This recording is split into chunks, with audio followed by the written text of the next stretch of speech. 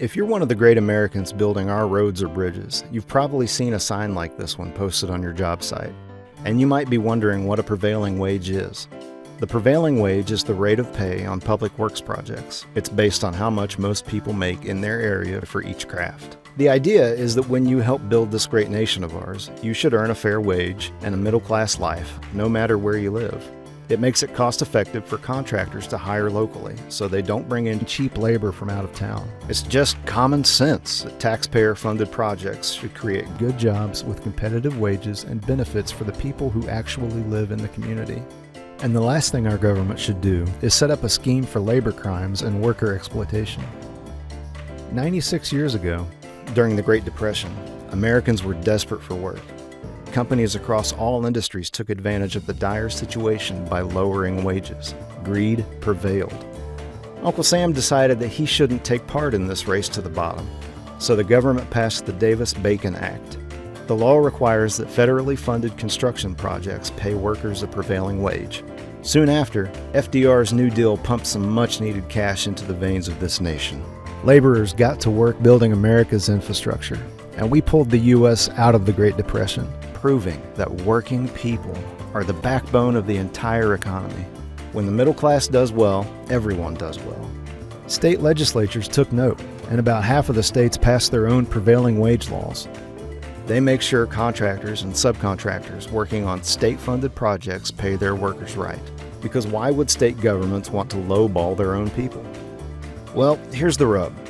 There are some real scumbags out there, certain dark money groups and anti-worker politicians, fighting to overturn these laws.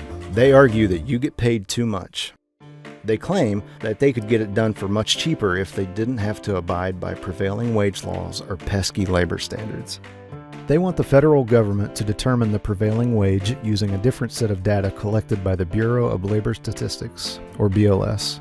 This would slash wages by almost 70% in some areas. It's a sneaky way of weakening the federal prevailing wage without having to face the backlash that would come with eliminating the Davis-Bacon Act. And they have been attacking state prevailing wage laws as well. In the past 10 years, 6 states have repealed their prevailing wage laws, and the results were predictable. Workers get paid less. Plus, these states are more likely to bring in out-of-state contractors with lower labor standards and out-of-state workers with less training. This leads to higher rates of injuries, and worse.